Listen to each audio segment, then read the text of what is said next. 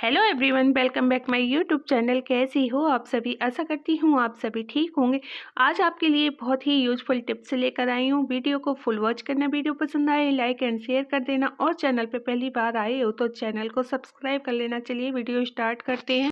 देखिए, जैसे सर्दियों में हम दूध चलाते हैं तो जैसे मक्खन नहीं आता है, तो उसके लिए हमें गर्म पानी का प्रयोग करना चाहिए। और गर्मियों में हम जब दूध चलाते हैं उसके लिए हम ठंडे पानी का प्रयोग करते हैं।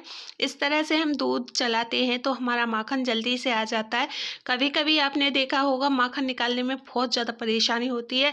हम चलाते चलाते परेशान हो जाते हैं लेकिन माखन निकलने का नाम ही नहीं लेता। उसका कारण यही होता है कि हम पानी का सही से इस्तेमाल नहीं करते हैं, उसके कारण हम परेशान हो जाते हैं। आई थिंक ये भी टिप्स बेहद पसंद आई होगी। चलिए नेक्स्ट टिप्स में आगे बढ़ते हैं। देखिए, सर्दियों का मौसम चल रहा है। जब घर में छोटे छोटे बच्चे होते हैं तो वो गाजर का हलवा या मिठाई या लड्डू जैसे मांगते हैं, तो हम मार्केट से जो मावा मंगाते हैं तो उस मावे में बहुत सारी मिलावटें होती हैं। लेकिन आप अपने घर का जो मावा बनाते हो तो वो मावा बहुत अच्छा बनता है। लेकिन मावा भी आपको उस दूध का बनाना चाहिए जैसे गाय का या भैंस का जो दूध होता है, और अपनी आँखों के सामने से निकलवा के और उस दूध का जैसे मावा बनाते हैं बहुत अच्छा बनता है। जैसे मिल्कमैन भाई से आप दूध लेते हो या आप जैसे पैकेट का दूध लेते हो, उनसे जो मावा बनाते हैं तो वो मावा बिल्कुल भी अच्छा नहीं बनता है। असली और नकली मावे की पहचान यही होती है। जैसे हम मावा बनाते हैं तो ये देखिए, मेरा मावा बिल्कुल रबड़ी की तरह बन चुका है और इसमें दानेदार मावा बनता है। अगर आप मार्केट से मावा लेते हो तो इस तरह का मावा नहीं आता है। अगर आप घर में, क्योंकि ये हमारा दूध घर का था, उसका हमने ये मावा बनाया था, बहुत अच्छा मावा बना है। देखिए, जैसे हम पैकेट का दूध इस्तेमाल करते हैं, देखिए ये अमूल की थैली थी और ये थैली की ना एक्सपायरी डेट हो गई थी। तो मैंने सोचा दूध को गर्म कर लेते हैं। दूध गर्म करेंगे या तो दूध फट जाएगा तो पनीर बन जाएगा। तो जैसे ही मैंने दूध को गर्म किया है तो ये देखिए, दूध में से इस तरह का जो केमिकल मिलाते हैं थैली में, तो वो फट गया है। तो जो हम सोच रहे थे वैसा नहीं हुआ है।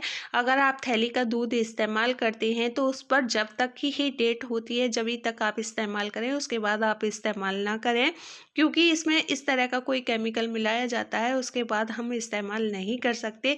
तो आज ये मैंने इस तरह का एक्सपीरियंस किया है, तो मैंने सोचा क्यों ना हम आपके साथ ये वीडियो शेयर करें।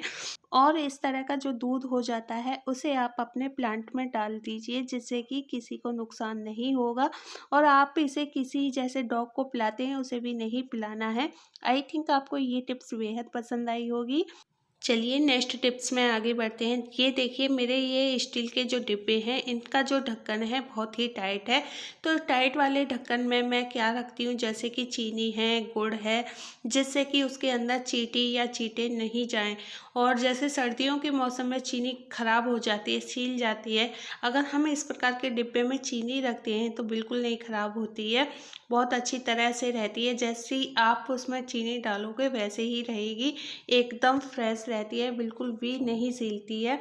और इस डिब्बे में मेरी 5 किलो चीनी आ जाती है। और इसी प्रकार के डिब्बे जो होते हैं उसमें मैं गुड़ भी रखती हूँ, तो हमारा ना गुड़ खराब होता है ना चीनी खराब होती है। तो स्टील के जो डिब्बे आते हैं आप उसमें मीठी चीज़ें जैसे शक्कर है, गुड़ है, वो रख सकते हैं, बिल्कुल ख़राब नहीं होते हैं। अगर उनका ये ढक्कन टाइट ना हो तो आप उसमें पेपर का भी प्रयोग कर सकते हैं। न्यूज़पेपर का प्रयोग करके उसका ढक्कन जो है टाइट हो जाता है, जिससे कि हमारी चीनी सिलती नहीं है, ख़राब नहीं होती है। गुड़ भी रखोगे तो गुड़ भी ख़राब नहीं होगा। इस तरह से जैसे आप उसमें रखोगे उस तरह से ही उसमें रखा रहेगा। और एक बार इस तरह से आप रख के देखना, बहुत दिन तक वो चलता है, कभी ख़राब नहीं होता है। और जैसे हम देखिए चीनी को इसमें डिब्बे में पलटते हैं तो इतना ही हमें काटना चाहिए जिससे कि हमारी चीनी आसानी से हो जाए, फैलती नहीं है, बहुत आसानी से इस तरह से हम चीनी को डिब्बे के अंदर डाल देते हैं। तो उसका इतना ही हमें मुंह खोलना है जिससे कि वो चीनी आसानी से निकल जाए। या और कोई भी चीज़ करते हैं तो इस तरह से ही करनी चाहिए। देखिए, मेरी चीनी बिल्कुल भी नहीं फैली है और मैंने आसानी से इस डिब्बे में ये 5 किलो की चीनी कर दी है। तो इस तरह से हम अपने काम करते हैं तो बहुत आसानी से काम हो जाते हैं और जल्दी भी हो जाते हैं। और देखिए, अगर हम जल्दबाजी में काम करते हैं, इसे पूरा काट लेती तो मेरी चीनी फैल जाती है और हमारा काफ़ी नुकसान हो जाता। अगर आप इस तरह से काम करती हो तो आपका काम बहुत जल्दी भी हो जाता है और बहुत अच्छा भी लगता है। आई थिंक आपको ये टिप्स पसंद आई होगी। चलिए नेक्स्ट टिप्स में आगे बढ़ते हैं। देखिए, ये मेरा लोहे वाला तवा है। जैसे हम पराठे बनाते हैं तो पराठे बनाते टाइम इसकी जो चारों तरफ किनारी है उस पर एक लेयर सी जम जाती है, जिससे ना बहुत गंदा सा लगता है। और हम पराठे या पूड़ी पकवान रोटी अधिकतर लोहे के तवे पर ही बनाते हैं, क्योंकि लोहे के तवे पर खाना बनाने से आयरन भरपूर मात्रा में मिलता है। तो इसकी क्लीनिंग करने के लिए मैंने थोड़ा सा इस पर पानी ऐड किया है और थोड़ा सा शैम्पू लिया है। और ये देखिए, जैसे हम टैबलेट खाते हैं, टैबलेट खाने के बाद जो रैपर को हम डस्टबिन में फेंक देते हैं, इससे आप अपने तवे को बहुत अच्छी तरह से क्लीन कर सकते हैं। तो ये देखिए, पानी मेरा बहुत अच्छी तरह से गर्म हो चुका है। थोड़ा सा मैंने शैम्पू डाला है और रैपर से आप इसकी चारों तरफ की जो चिकनाई जम जाती है बहुत आसानी से छूट जाती है। और इस तरह से आप कर सकते हो। तो ये हमें गर्म पानी से ही छुड़ाना है और बहुत आसानी से इसकी जो चारों तरफ चिकनाई जमी होती है आसानी से छूट जाती है। तो गर्म पानी ही होना चाहिए, इसलिए मैंने गैस पर ही ये तवा रख रखा है। और इस तरह से आप धीरे धीरे चारों तरफ इस रैपर की मदद से आप इसकी चिकनाई छुड़ा सकती हो और बहुत आसानी से ये स्क्रब का काम करता है।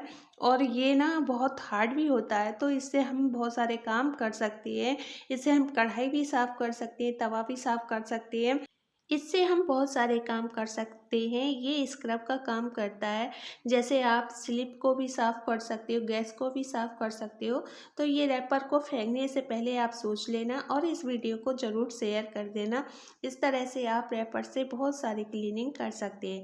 तो देखिए, जली हुई जो कढ़ाई होती है वो भी साफ़ नहीं होती हैं, तो इस रैपर की मदद से बहुत आसानी से साफ़ हो जाती हैं। देखिए, चिकनाई के जो दाग होते हैं और जो परत होती है बहुत आसानी से साफ़ हो चुकी है।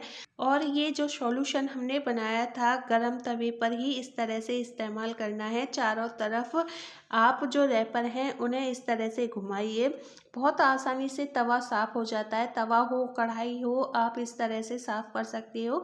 और लोहे के जो बर्तन होते हैं इससे बहुत अच्छी तरह से साफ़ हो जाते हैं। जब हम लोहे की कढ़ाई भी इस्तेमाल करते हैं ना, तो इस तरह से आप उसे क्लीन कर सकते हो। तो ये देखिए, तवा मेरा एकदम क्लीन हो चुका है।